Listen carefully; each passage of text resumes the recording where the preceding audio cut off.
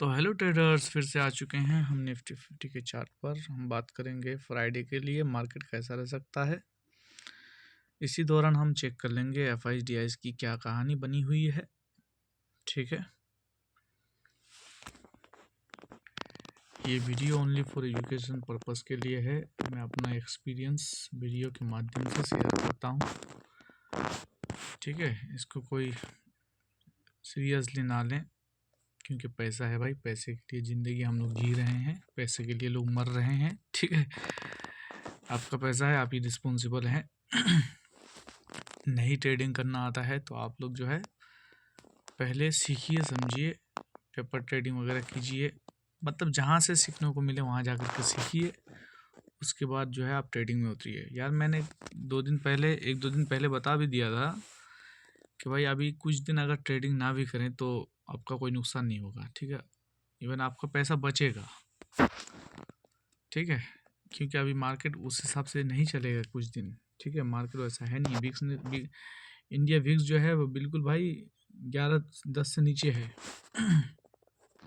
यहाँ ये पता लगता है कि इसमें अगर बेनिफिट होगा तो सिर्फ जो सेलर्स होते हैं उनको ही थोड़ा बहुत बेनिफिट हो जाए, लेकिन जो रिटेल ट्रेडर्स है उसके लिए कुछ फ़ायदा नहीं होगा। ठीक है, आपको स्टॉप लॉस जो है, मान लीजिए आप 50 पॉइंट का स्टॉप लॉस रखते हैं, आप 20 पॉइंट प्रॉफिट के लिए क्या फ़ायदा रहेगा? कुछ नहीं।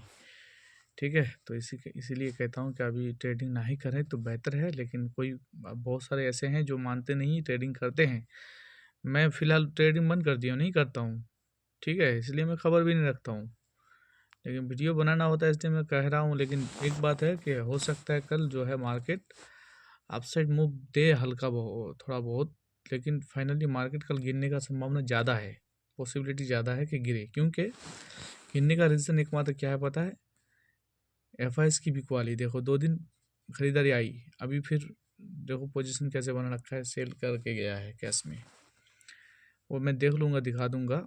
और मेन बात यह है कि मतलब जो जेन्युइन बात यह है कि भाई रुपया तो थोड़ा सा रिकवर हुआ था, लेकिन आज के मैं देख रहा हूँ तो फिर कमज़ोर हो रहा है। तो मैंने कुछ दिन पहले ये भी कह दिया था कि भाई हो सकता है कि 6 महीने के अंदर सेंचुरी मार दे, कोई गारंटी नहीं है। तो अभी कहना मुश्किल है कि क्या क्या होगा, लेकिन हमें अगर कोई, मैं तो करूँगा नहीं, अगर किसी को ट्रेड करना होना तो भाई सिचुएशन देख करके आप ट्रेड में उतरिए, नहीं तो आपका पैसा डूब जाएगा। ठीक है, तो मैं ये ऑलरेडी मार्क किया हुआ है, मैं चेंज कुछ नहीं किया हूँ, बस ऊपर का जो रेजिस्टेंस था उसको मैं थोड़ा नीचे ले आया हूँ, क्योंकि मेरा व्यू वही साइडवेज वाला है। लेकिन फाइनली जो है मैं नेगेटिव हूँ। ठीक है, कल के लिए फाइनली मेरा व्यू नेगेटिव ही रहेगा, ध्यान रखना। तो मैं मार्क वही किया हुआ, मैं सिर्फ रेजिस्टेंस को थोड़ा नीचे, थोड़ा छोटा कर दिया हूँ, उसको डिस्टेंस को थोड़ा कम कर दिया हूँ। क्योंकि मुझे नहीं लगता मार्केट ऑप्शन मूव देगा कल। तो फर्स्ट सपोर्ट है 26,114 जो पहले था,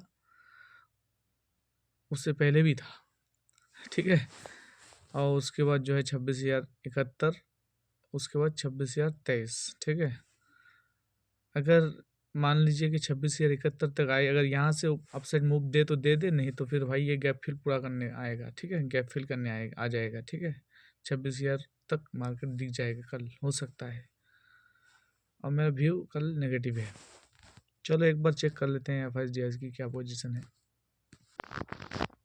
देख रहे हैं ट्रेडर्स, 1721 करोड़ की फिर से सेल कर दिया कैश में।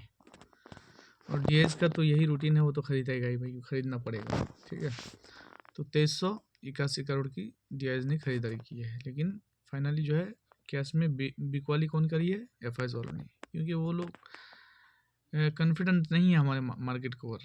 ठीक है,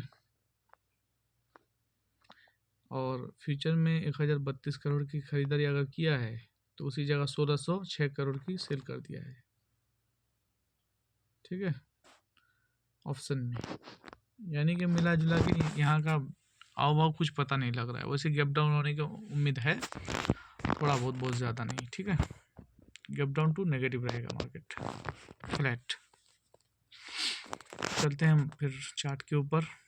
चलो चलते हैं अब बैंक निफ्टी के चार्ट पर। ठीक है, देखिए बैंक निफ्टी में मेरा फर्स्ट एक सपोर्ट था, उसको तोड़ दिया है।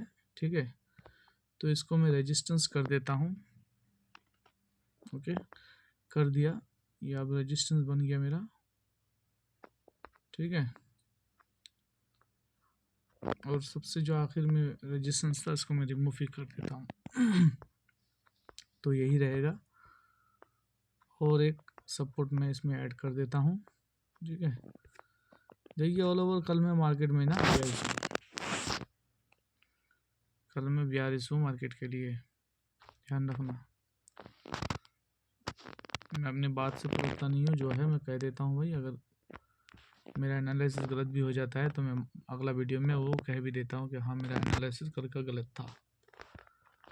तो देखिए भाई, फर्स्ट सपोर्ट है 59,133, जहाँ ऑलरेडी मार्केट रुका हुआ है। ठीक है, इसको तोड़ देगा कल तो मार्केट रहेगा 58,992 के ऊपर रहेगा, सस्टेन करेगा। ठीक है, उसको भी तोड़ देता है तो 58,876 तक मार्केट दिख जाएगा, नो डाउट।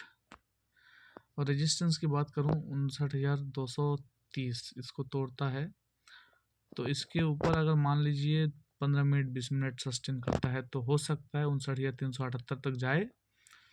वैसे पॉसिबिलिटी कम दिख रहा है, अगर चला भी जाए, अगर इसके ऊपर भी सस्टेन करने लग जाए ना तो 59,529 तक दिख जाएगा। लेकिन भाई 59,378 तक अगर मार्केट यहीं पे रहता है लुढ़कते लुढ़कते, फिर देखना आखिर में मार्केट गिर जाएगा। ठीक है, तो ये रही कहानी बैंक निफ्टी की, ध्यान रखना। चलते हैं सेंसेक्स में। देखिए मैं सेंसेक्स में कुछ चेंजेस नहीं करूँगा। ठीक है, जो है सो है वही रहेगा, क्योंकि मार्केट साइडवेज है। मैं तो यही कहूँगा कि आप लोग थोड़ा रेस्ट कीजिए, इधर उधर घूमने जाइए। ठीक है, बेफजूल का मार्केट में ज़बरदस्ती इंटर मत कीजिए, नहीं तो आप पैसा डुबो देंगे आपके। ठीक है, आप प्रॉफिट बुक नहीं कर पाएंगे, आपको लॉस ही बुक करके निकलना पड़ेगा फाइनली। तो मैं मना करता हूँ भाई। ठीक है, 85,340 फर्स्ट सपोर्ट है इसका, इसको तोड़ता है तो 85,111 तक दिख सकता है। पॉसिबिलिटी वैसे 100% तो लग रहा है।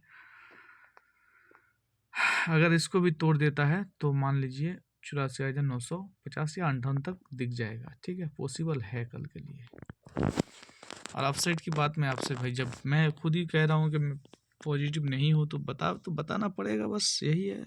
85,590 के ऊपर अगर सस्टेन करता है तो हो सकता है 85,785 तक दिखे, पॉसिबिलिटी कम है।